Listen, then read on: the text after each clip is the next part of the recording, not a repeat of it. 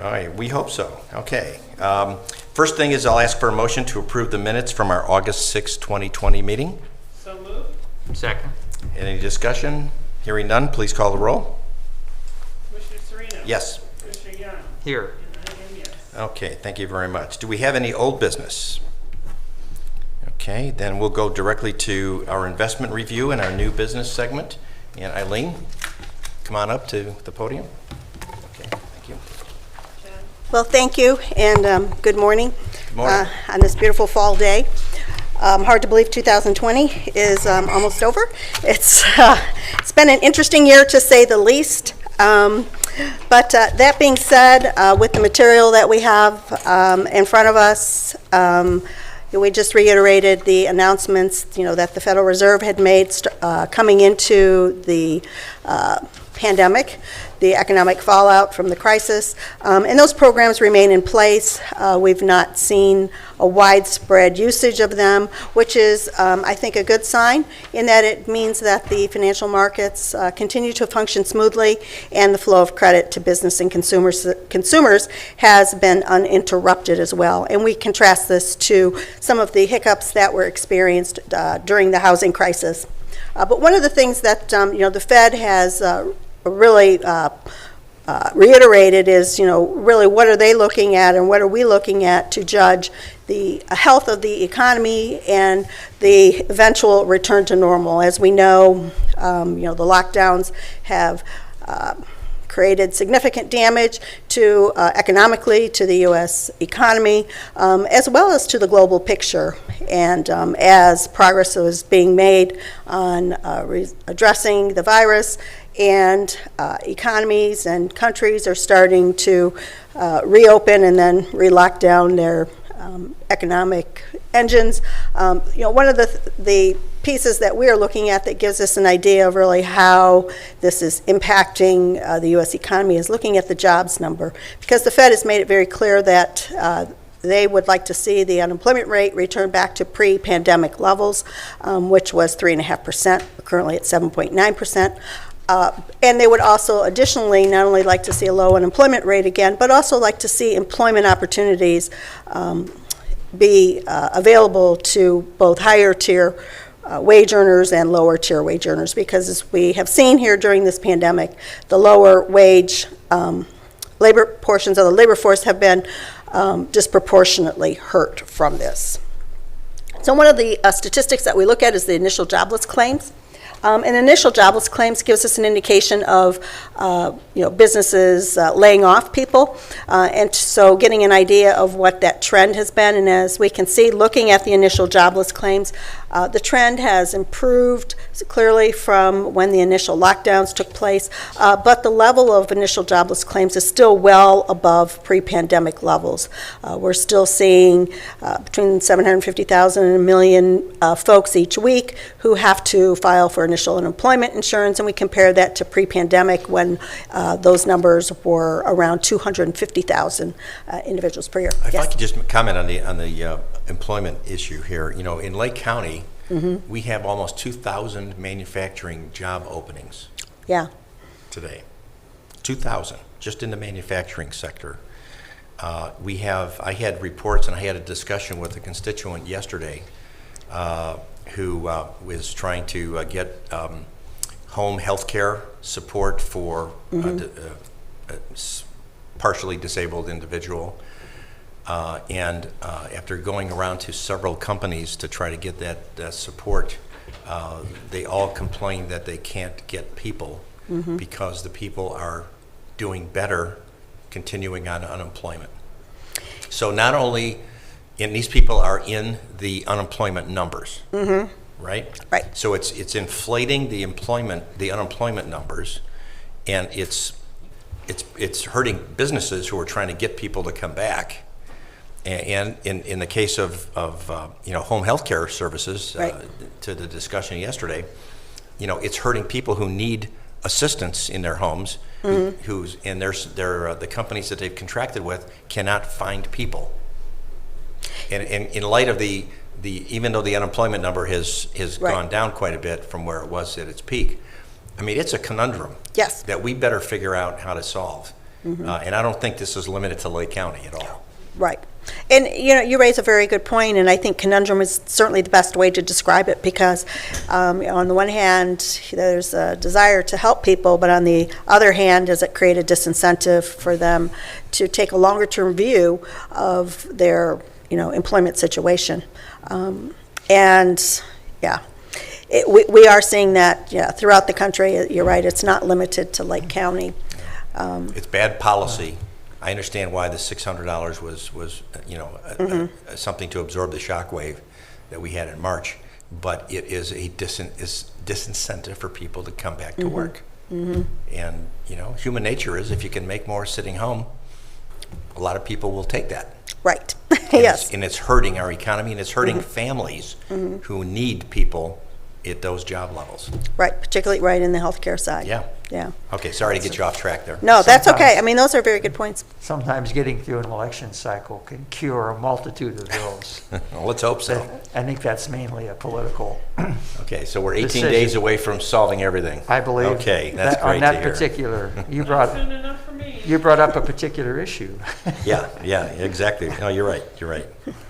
Well, it's Right. interesting as we continue to look in, some of the details on the unemployment and the employment picture is to look at, our next slide here, the breakdown of folks who are unemployed due to temporary layoffs versus those folks who are now deemed to be having permanently lost their job. And the temporary unemployment component has decreased, and arguably, that was to be expected as, a fair amount of that, of course, is leisure and hospitality.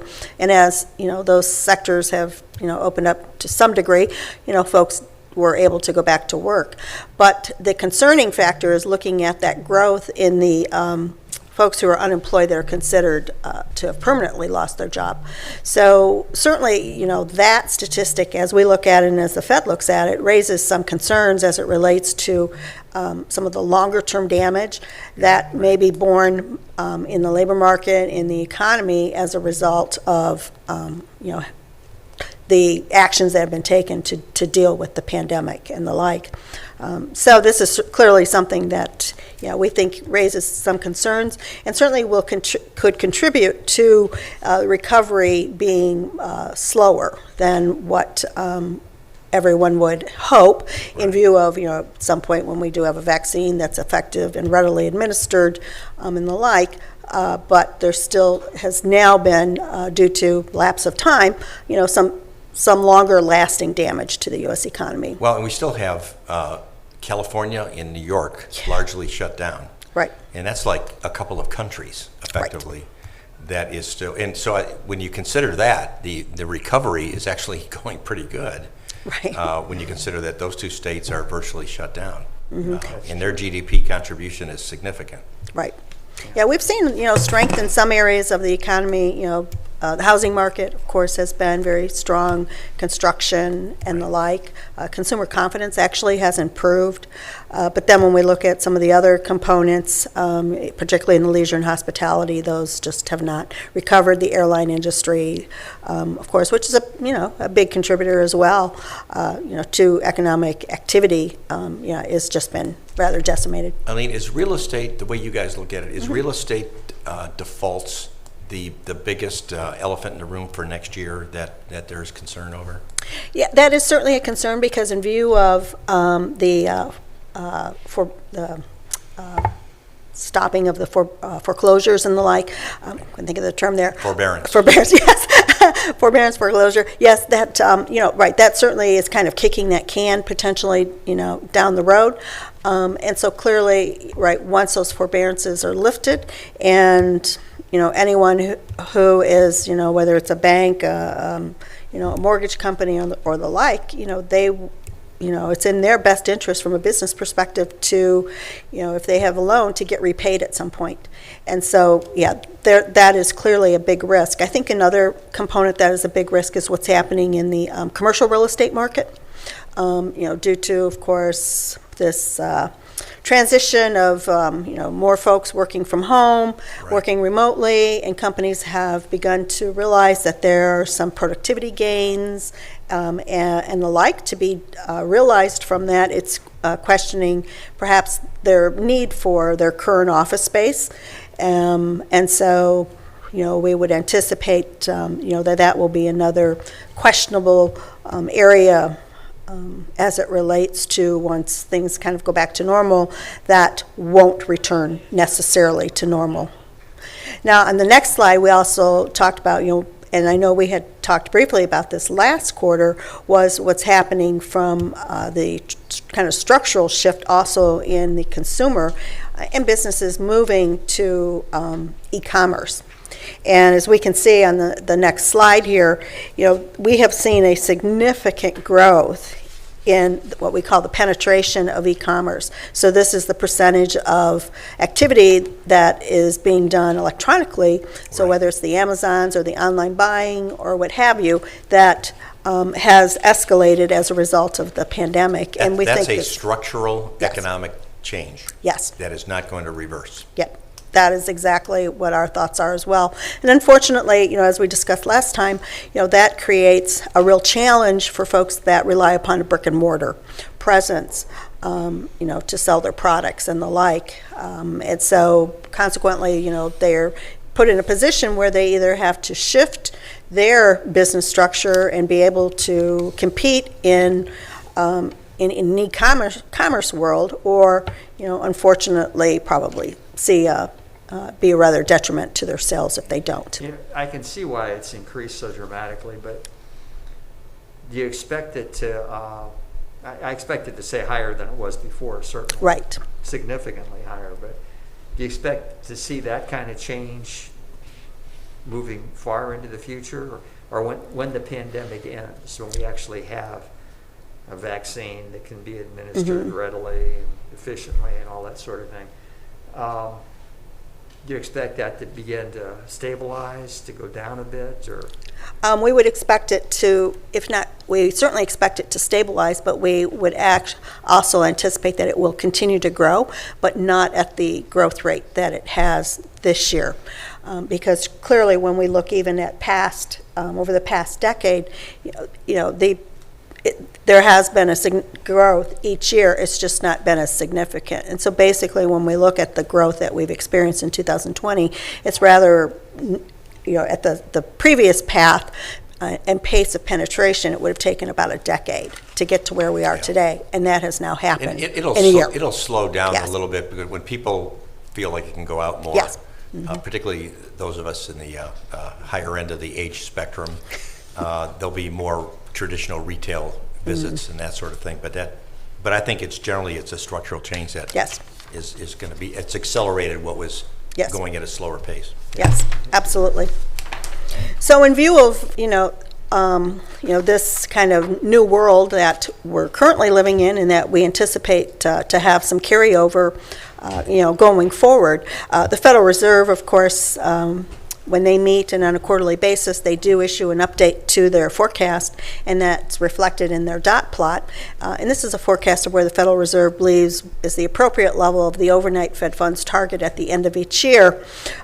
We can see on this forecast that they updated in mid-September shows that the expectations are that they will keep rates unchanged through 2023. So to the point of, we believe that the recovery, once it's, really starts to, be sustainable, is still going to be very slow.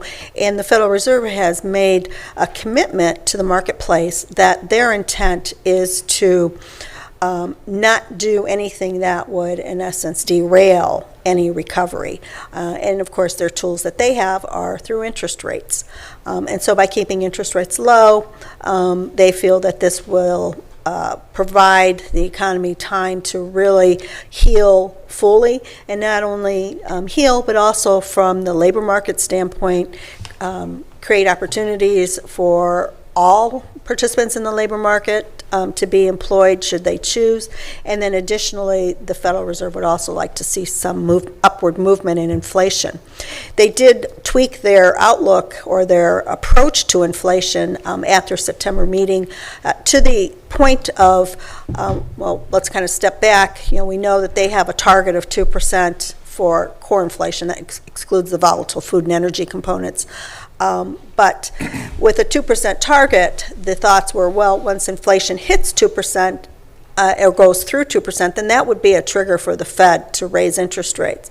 And the Fed has said, well, we've looked at this historically, and we know historically over the past decade, the core inflation rate has only on a handful of times even hit the target. It's been lower than 2%. The Fed has said, well, we will now be looking at inflation on an average basis over time. Now, they did not define what that time will be, and they didn't set parameters as far as, well, if on average, if it's at 2.5% or if it's 3%, what's our, trigger point? But it's not a single trigger anymore. Right. It's an average. And so that being said, the market is taking that message and recognizing, in view of keeping interest rates low for longer, that also, in addition, the Fed will be willing to let inflation, exceed that 2% target for some time. So this, again, will be something, that, as we know, for many sectors of the economy, inflation, can have a positive impact as well. Okay. Thank you. So interest rates, page 7 here. Clearly, when we think back prior to the pandemic, we had a little bit of inversion in the yield curve as the market was anticipating that the U.S. economy was headed for a soft spot, which, of course, we really hit the bottom here with the second quarter GDP growth was negative 30%. Third quarter is anticipated to be significantly higher, a rebound. But the Fed reacted, of course, as we had talked. They lowered that overnight rate. We're down to that 0 to 0.25% range. Markets anticipating, as the Fed has communicated, that we will remain there. But when we look at the shape of the yield curve here, and this is U.S. Treasury rates, what they're yielding for each maturity spectrum, we can see that we have an upward sloping yield curve. And so an upward sloping yield curve is a more normal shaped yield curve, and that's a positive sign. So with that, we interpret that to mean that the market is anticipating that, yes, down the road at some point we will have higher rates as the economy return to normal and as we get past this spot. So this continues to create what we believe, considering that the Fed is on hold for such a long period of anticipated to be on hold for such a long time, that there still are opportunities to invest even across the maturity spectrum. But this trend, Eileen, is good for us from a investment standpoint. Yes. Because we, back in March, April, and May, we were very concerned about where this was going. And if you look at the blue line, we were down below 0.5% or 50 basis points. Yep. It was dire in terms of our outlook for our investment income. Yes. So this is getting, actually, it's much better than I thought it was going to be. Yes. In this short period of time. Right. Exactly. Yeah. And you're right. And that exactly will translate to, as we are reinvesting monies, particularly out a little longer term. Right. That being able to lock in some higher rates, and that will translate into interest income, better interest income for the county.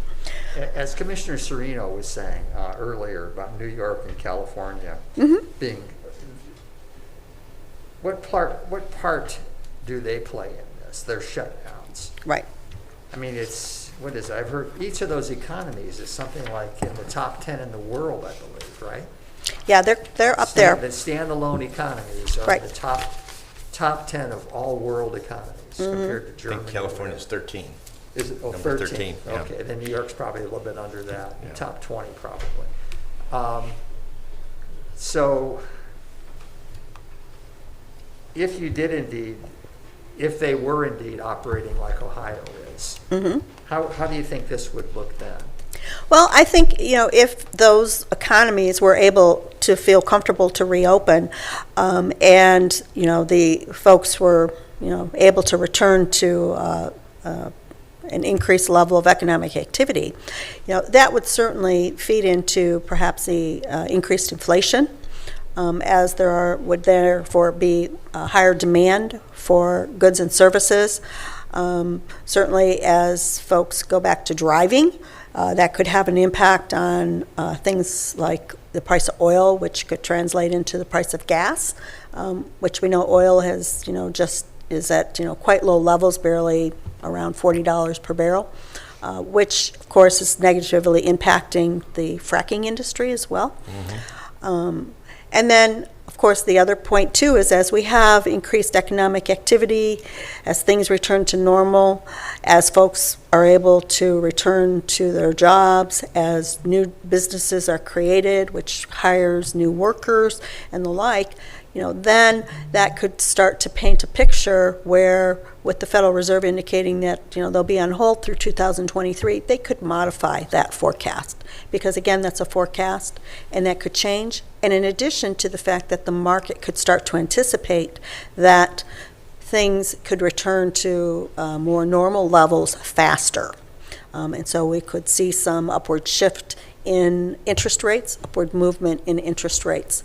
And that's why, there's a lot of uncertainty as it relates to all of this, because to the point that we have two of the largest economies, in the U.S., states in the U.S., basically shut down. And then, of course, we also look at Texas as one of the other very large economies. That is certainly feeding into the reduced economic activity in the U.S., which is feeding into supporting interest rates remaining low. Right. So, yes, we could see some reversal of that. And, of course, the wildfires, don't help the situation out west, although we know whether it's wildfires or hurricanes, anything that destroys property, widespread property damage, at some point that property is rebuilt. And those rebuilding actions are a net positive to the U.S. economy as well. Okay, thank you. Yeah. So looking at the county's portfolio, I want to flip on to page 9 here. We can see at the end of September, the total portfolio was around $325 million. That included cash, monies held in overnight type accounts, as well as then $140 million in securities. The total portfolio, of course, is down from where it was in June, and that is just a function of the normal flow of cash in the county and the collection of taxes and payments out to those political subdivisions. So weighted average maturity of the portfolio is 2.37 years. That's about in line with where we were at June 30th, so we are looking to maintain that between that 2 to 2.5 year range. The average yield on the portfolio now stands at 1.10%. Eileen, do you know where we were 12 months ago on the yields? At 12/31, we were at 1.84. Okay. Yeah, so it's close enough. Yeah. Okay, that's good. Yeah. Okay. So clearly, the yield on the portfolio has dropped, and again, as we've seen, we've had a significant 1.5% drop in overnight interest rates, and the yield on the county's portfolio has dropped by half. Less than half of that. So by having, of course, a structured portfolio, that has protected the county from feeling the full effect of the drop in interest rates. So that being said, as we look at the maturity distribution on the bottom here, we can see at this point, there's almost $50 million that is invested beyond 3 years. That represents about 35% of the county's securities portion of the portfolio. So clearly, we had taken those steps, and we had started taking those steps over a year ago to lock in the yield on securities. So that also leads into protecting the county as well. So that would leave us with about 65% of the portfolio maturing 3 years and less. And that is purposeful from the standpoint of, again, we know we're in uncertain times, to the points that we talked about, as the economy starts to heal, as things like California, New York, and the like are able to start to return to some semblance of activity, that this will all should have positive effects on the economy and positive effects on interest rates as well. So that provides us then with that opportunity to have flexibility within the investment portfolio to adjust as market conditions and economic conditions change as well. Excellent, excellent. Okay? Any questions of Eileen? Well, as usual, you did a great job of you. explaining things, and your report is great, and we feel like our funds are in good hands. Thank you. And if there are no further questions, then I will entertain them. Yes? Yes. I do not have any further questions. I just want to take this opportunity because I don't get a chance to talk to all three commissioners at the same time very often. But I'm sure all three of you know, and some of you in the audience may or may not know, but about a month ago, I had a flood in my office. And it's pretty bad if you walk past the windows downstairs. And we're going to be out of there for a couple of months, a couple of more months before we're back in there. But I just wanted to take this opportunity to make sure that the commissioners knew how very grateful I am to the IT department, who has really helped us out a lot in having to move us twice since this happened, and also to thank Mark and Lou from Buildings and Grounds, that they have just been phenomenal and have really been over backwards to help out my staff and everything. So Well, that's I just great. wanted to make sure you guys were aware of that. Yeah, thank you for pointing that out. We will definitely pass that on. Yeah. It's unfortunate. Yeah, I took a look. You toured me through what was your office, and it was pretty nasty all the way down to the basement. It was just, if it had only happened during the week instead of on a weekend, we might have been able to reduce that. So, but you guys will be right back in business, I'm sure, Eventually. before too long. Great. Any other comments, questions? If not, I'll entertain a motion to adjourn. So moved. Second, Any discussion? Hearing none, please call the roll. Commissioner Sereno? Yes. Commissioner Young? Yes. And I'm a yes. Yes. Okay, great. Well, this meeting is adjourned. Thank you.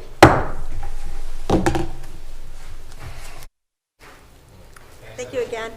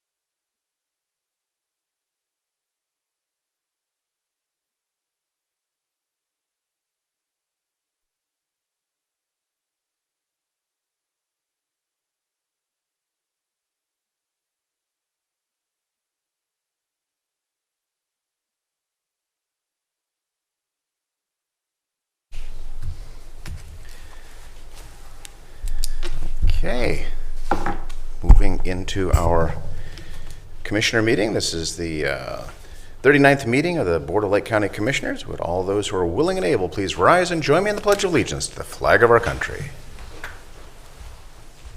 I pledge allegiance to the flag of the United States of America and to the republic for which it stands, one nation under God, indivisible, with liberty and justice for all. Grant us, O Lord, light to our understanding, prudence in our investigating, foresight in our planning, sincerity in our deliberating, the grace to follow truth in our judgment. Help us to be moved in our decision, neither by fear nor by self-interest, and to do our work faithfully. May we respect the authority vested in us, for thou art the source of all authority, and may we use in our directives for the common good and for thy honor and glory. Amen. Amen. Thank you. Madam Clerk, roll call, please. Commissioner Sereno. Here. Commissioner Young. Here. Commissioner Hammercheck. Here. Okay, this brings us to our first public comment portion of our meeting. Jason Floyd, County Administrator, do we have any electronic? Yes, we do. Okay. Please advance and be recognized, sir.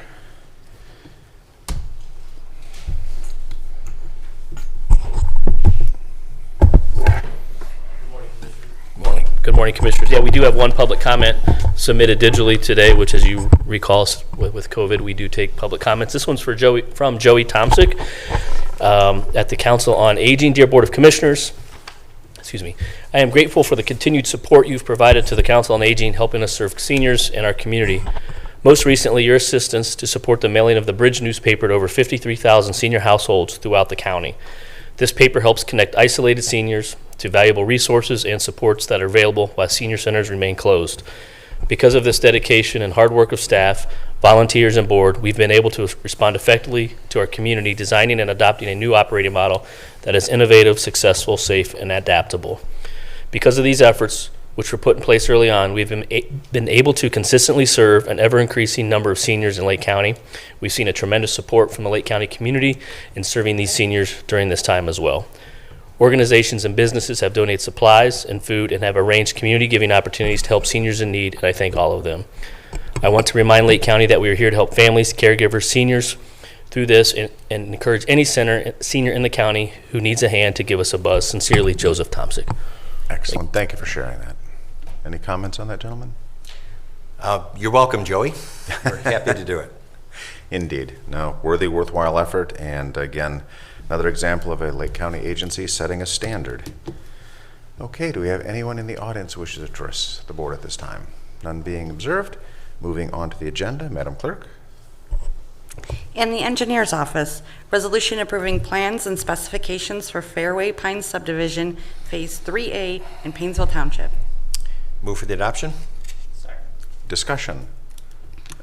Planning Commission, did you want to comment, or? Okay, no discussion. Madam Clerk, roll call, please. Commissioner Serino? Yes. Commissioner Young? Yes. Commissioner Hammercheck? Yes. Resolution awarding a bid contract to Duramark Incorporated for Lake County Roads Pavement Markings 2020 as required by the Lake County engineer in the amount of $121,104.45. Second? Discussion. None being heard. Madam Clerk, roll call, please. Commissioner Serino? Yes. Commissioner Young? Yes. Commissioner Hammercheck? Yes. In the Utilities Department, resolution approving plans, specifications, and estimates of cost in the amount of $125,394.50 for sanitary sewers for Fairway Pines Phase 3A subdivision in Painesville Township, job number 20-27. Move to adopt? Discussion. None being heard. Madam Clerk, roll call, please. Commissioner Serino? Yes. Commissioner Young? Yes. Commissioner Hammercheck? Yes. Resolution approving plans, specifications, and estimates of cost in the amount of $165,517 for a water line for Fairway Pines Phase 3A subdivision in Painesville Township, job number 20-28. Second? Discussion. None being heard. Madam Clerk, roll call, please. Commissioner Serino? Yes. Commissioner Young? Yes. Commissioner Hammercheck? Yes. Resolution certifying unpaid sewer and water sums and administrative charges to the Lake County Auditor. Move to adopt? Discussion. None being heard. Madam Clerk, roll call, please. Commissioner Serino? Yes. Commissioner Young? Yes. Commissioner Hammercheck? Yes. And Job and Family Services Department, resolution appointing Danette Richards and Jody Travers to the Great Lakes, Ohio Regional Prevention Council as county prevention specialists for 2-year terms expiring December 31st, 2021. Second? Discussion. None being heard. Madam Clerk, roll call, please. Commissioner Serino? Yes. Commissioner Young? Yes. Commissioner Hammercheck? Yes. Resolution approving Lake County Department of Job and Family Services vouchers, date of warrant October 23rd, 2020, in the amount of $551,356.68. Move to adopt? Discussion. None being heard. Madam Clerk, roll call, please. Commissioner Serino? Yes. Commissioner Young? Yes. Commissioner Hammercheck? Yes. In the Commissioner's Office, resolution authorizing execution of an agreement with Data Cloud Solutions LLC for field mobile software program installation and training for the Lake County Auditor's Office. Second? And discussion. Chris, I I think believe Chris is our here. auditor is in the house. There he is, just like Elvis, right on time.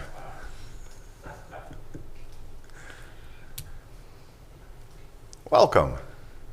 Thank you. Long walk from the back of the room. Really quick, the execution of the agreement for Data Cloud Solutions that you have before you. This is a field mobile appraisal system for my office, which will allow our appraisers to go out and appraise real property in Lake County and enter data directly through the mobile application that'll be on iPads. So they do not have to physically take down data and take separate photos, come back to the office, enter all the data into the computer system, upload photos. It all gets done directly through this technology. It also integrates directly into our Tyler IAS system. So it should be a seamless process. We had a demo on it. It was very impressive. And I know that Lucas County is currently using it, and they like the product very much. So that's the purpose of it. It's to create efficiencies, hopefully over time, a lower cost of doing the appraisal work for my office. Great. Sounds like a great idea. Did you, since CARES Act funding is such a hot topic, would you care to share with us what the component associated with this is? Sure.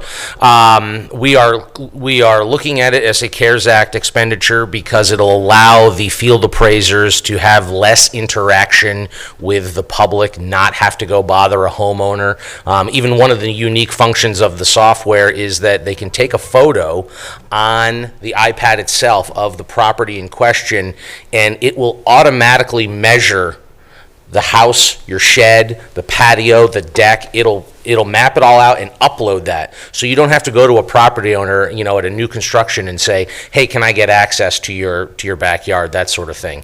So it allows, and CARES Act, as you know, is the dollars for information technologies are specifically designed to limit public interaction and have remote work access. Very good. Thank you for sharing. Sure. Thanks, Chris. Further discussion? None being heard. Sir, thank you. That moves us to Madam Clerk. Roll call, please. Commissioner Serino. Yes. Commissioner Young. Yes. Commissioner Hammercheck. Yes. Resolution authorizing execution of an agreement with Cyclomedia Technology Incorporated for street-level imagery and terrestrial LiDAR for the Lake County GIS Department. Move to adopt?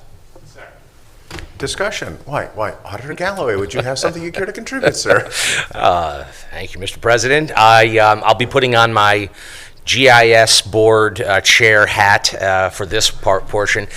This is basically, think of it like Google Street View that you've probably used yourself, but this is a more robust process through Cyclomedia that will photo and record all the lane miles in Lake County for all our properties in Lake County.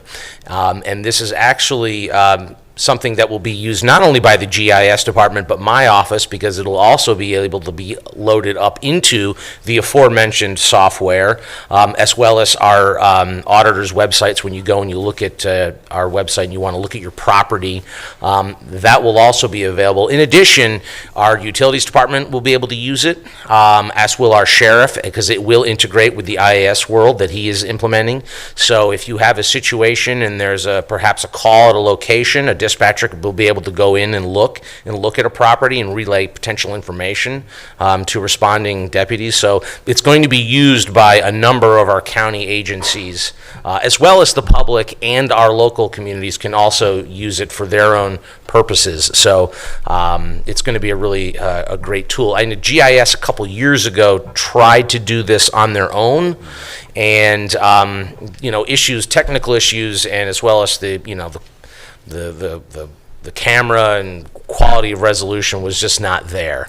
Yeah. And so this is something that Director Branch brought to us with great interest, and we felt that it would be useful to, because it would be useful to so many different departments within the county, that it would be a wise investment. And it's very much consistent with our interoperability efforts over the last few years. County engineer as well. Anyone who could use anything. Sorry, yes, I left out the county engineer. They will also be a robust user of this. Very good. Great. Always, Thank you, Chris. Thank you. Economy of scale is always a good thing. Good moves. Okay, if there's no further discussion, Madam Clerk, roll call, please. Commissioner Serino. Yes. Commissioner Young. Yes. Commissioner Hammercheck. Yes. In the Finance Department, resolution approving payment of bills as listed on the Commissioner's Approval Journal in the amount of $918,107.77. Second? Discussion? None being heard. Madam Clerk, roll call, please. Commissioner Sereno? Yes. Commissioner Young? Yes. Commissioner Hammercheck? Yes. Resolution approving purchase orders as listed on the Commissioner's Purchase Order Approval Journal in the amount of $468,605.17. Move to adopt? Discussion? None being heard. Madam Clerk, roll call, please. Commissioner Sereno? Yes. Commissioner Young? Yes. Commissioner Hammercheck? Yes. Resolution increasing appropriations for various non-general fund accounts. Move to adopt? Discussion? None being heard. Madam Clerk, roll call, please. Commissioner Sereno? Yes. Commissioner Young? Yes. Commissioner Hammercheck? Yes. Resolution transferring cash and appropriations within various general and non-general fund accounts. Move to adopt? I'm sorry. I'll second it. Such enthusiasm. Discussion? None being heard. Madam Clerk, roll call, please. Commissioner Sereno? Yes. Commissioner Young? Yes. Commissioner Hammercheck? Yes. Okay, this brings us to our departmental reports portion of our meeting. County Administrator Jason Boyd. Yes, thank you, Commissioners. Just very briefly, it's been a fairly robust environment on the first floor outside of board elections the past couple of weeks, which is a great sign of the interest of our Lake County community in voting. I just wanted to extend a thanks, congratulations, appreciations to the Board of Election staff and all the workers that they have down at early voting. Talking to Director and Deputy Director McDonald and Claire last week. Is right around 1,000 folks a day that are coming through the doors, and God only knows how many are using the new drive-through drop box. It's been a very successful endeavor, a team approach. I'd like to thank the treasurer for mentioning our buildings and grounds. Likewise with them and telecommunications on facilitating and standing up what you see downstairs due to COVID, the spacing. They essentially have a kind of a computer terminal down there to help register and process early voters coming through. All in all, it seems to be working really well, and I just wanted to extend my thanks to the Board of Elections. Thank you. Very good, sir. I'm really glad that was mentioned. To see the way they work. Mhm. I mean, people don't realize the energy, the time, the expertise that's poured out to make our elections work. They're working, it's not unusual, 12 hours a day. Sure. 7 days a week, Saturdays and Sundays. Yeah. It's, The month of October is very intense. and Yeah. they're not getting, well, we won't go into the pay issue, but they're Correct. not getting overtime in many cases. Correct. Yeah, and it's one of the benefits if you recall, Commissioner Sereno and Hammercheck during the design phase of this structure was we clearly have a main lobby where you come in off the square, but we also created a subsidiary lobby outside of board elections for events just as this.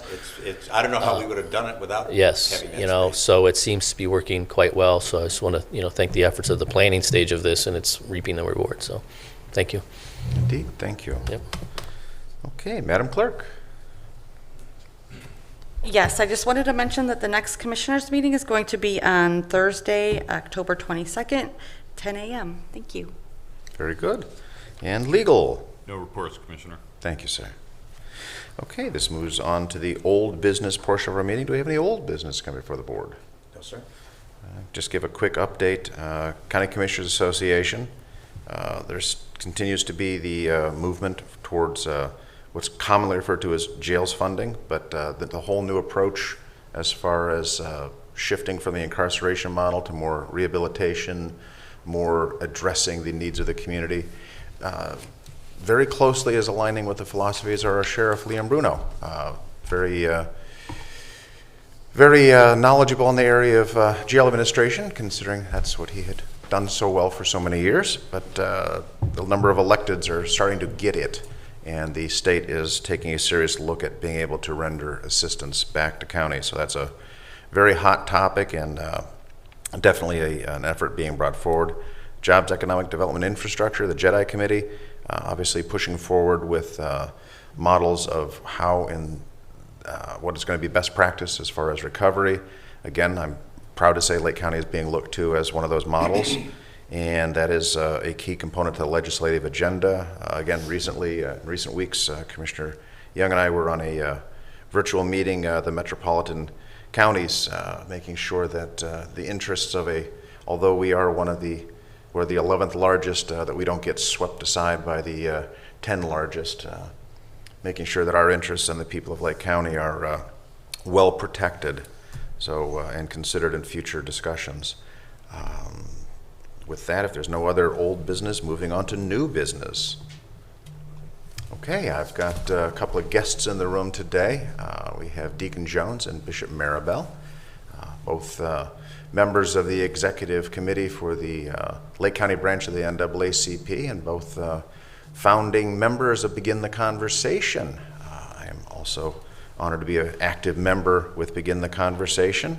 And, you know, over the years, we've had a lot of discussion about things that will benefit the county in general. And over the last almost 4 years, there's been a great deal of desire for some foundational activities. And we're working on that. Obviously, the CARES Act discussions, you know, now that we have so many things that impact the community in general and what aligns, we have a number of requests from local law enforcement, our community in general, about data and alignments and policies, and a lot of foundational activities. So we're obviously looking at aligning with that. And as our auditor pointed out, you know, you put together a program that's multiple years. Chris, if I could take the liberty of talking prorating, you know, there's so many guardrails on these CARES Act dollars that it's like reading through the Encyclopedia Britannica, and yes, I'm showing my age by making that reference, but it's a tremendous amount of volume, but we're working very closely with our prosecutor's office on what ifs and how can we best serve our community. We're well represented in finding ways of education, making sure that we're compliant with the law, making sure that we're continuing on an ongoing basis to be compliant with the law. Those are all foundational, fundamental values. We take time to be educated and continue to work forward in a positive way for the overall good of the community. Things such as our county's communication system. It's something that I'm personally very familiar with. One of the things that we're looking at are strengths and weaknesses. We're looking at possible upgrading of the devices that link the sites together, the microwave links. Those, I don't want to say they're getting a little long in the tooth, but we are identifying needs. So we are looking at opportunities and discussing the ever popular what ifs. But anybody want to chime in or add anything? I think we're just trying to make some positive moves. Commissioner Serena? Mr. President, if I may, I think, you know, there's a big difference between talking about doing things and actually doing things, and particularly in government.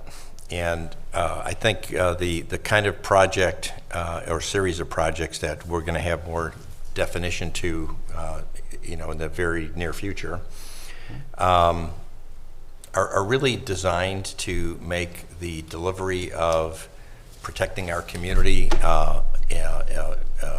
better, in allowing for continued improvements, as we would expect to see in any department or any business, certainly. And so, while some communities are struggling to deal with calls for, you know, defunding, sort of carte blanche, just defunding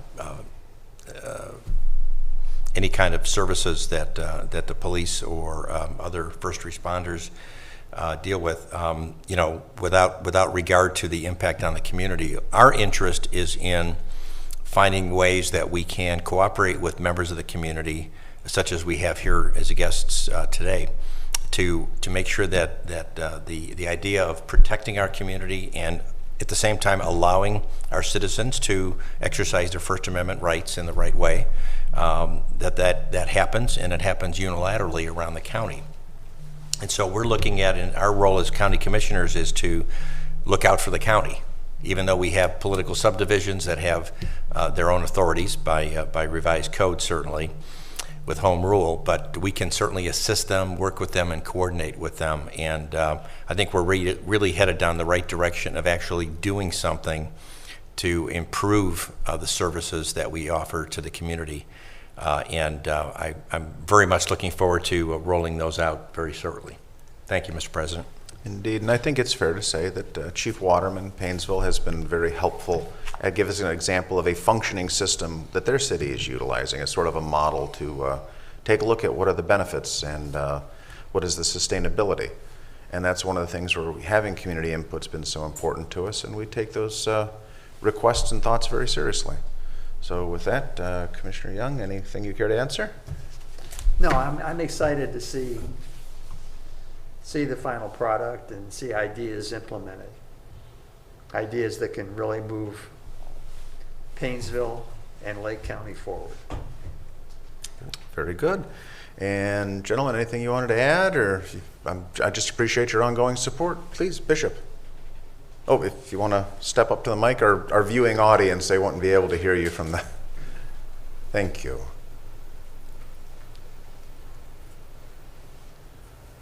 If all the trees on earth were pen, and the entire ocean were ink, it will take me eternity to give God of Abraham, Isaac, and Jacob the praise. Standing in this room to see with God, all things are possible. Make me feel good. I'm so grateful and so thankful for Lake County. I'm so thankful and grateful for leaders like you. I remember when I came here, I was only 31 years old, and I'm now 68 years old. I have stood before many judges, many offices to help young men and young women in this city. I even have touched some people from Sudan when I received 2 proclamations from Jane Campbell at that time. But I stand here to say thank you to you, Commissioner Amechek, because when I became a bishop, you were there to present a resolution to myself. I'd like to say thank you to Commissioner Jerry Serino. Thank you to Ron Young, Commissioner Ron Young. I'm so grateful, and I'm so thankful, and I mean it. I mean it from the bottom of my heart. As I said, and I'll be very brief, when I was born, I was not born in a hospital. That's why I work hard since I came here for the people.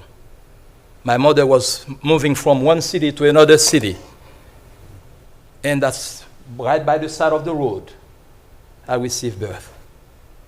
And the people that came, they bring old clothes and wrap me. And I'm so thankful. I never have spent one night in the hospital. I never spent not 5 hours in hospital.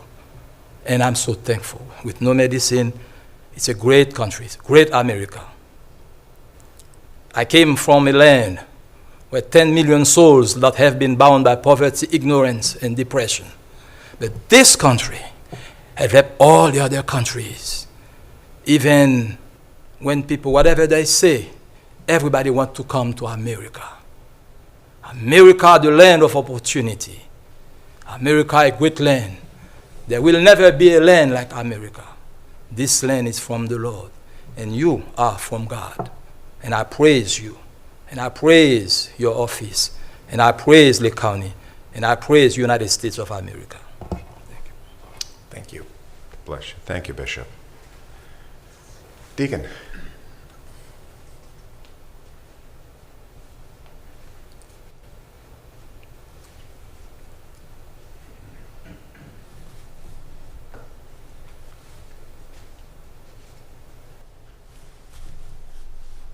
Welcome.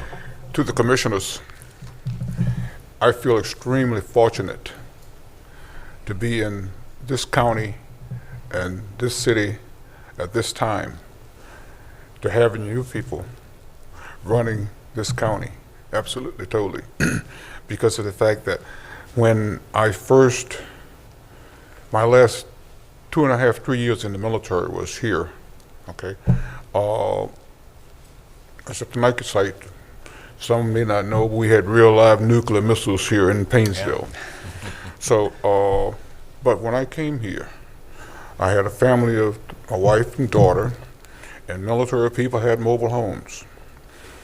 We had a mobile home moved here from Shreveport, Louisiana, and there was not one place in Lake County that would allow a black family to move into a mobile home park, absolutely, totally. But I got a lot of support. We got a lot of changes, a lot of things happening, okay? So to bring these things out, you know, people are looking at what, that really, yes, it happened. That was it, period.